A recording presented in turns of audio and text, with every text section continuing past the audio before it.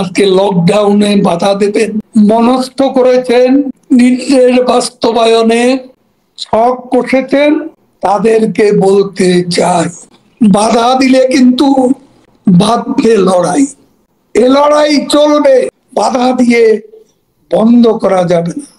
তবে যেসব আমলা, সামরিক, বেসামরিক এবং যে বাহিনীর যেসব লোক, সরকারের চেলা চামুন্ড, যারা এই লকডাউন বা আওয়ামী লীগের শেখ হাসিনার কর্মসূচিকে বাধা দেবেন, তাদের ব্যাপারে তাদের নাম ঠিকানা আমরা করে রাখছি। কেউ নিস্তার পাবেন না। এই দিনও দিন নয়, আরো দিন আছে।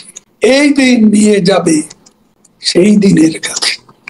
আমরা কোনো সেনা ছাউনি থেকে আসা বা কোনো ষড়যন্ত্রের ফসল হিসেবে আওয়ামী লীগের জন্ম হয়। আওয়ামী লীগের জন্ম এদেশের মাটি মানুষের মাঝ থেকে।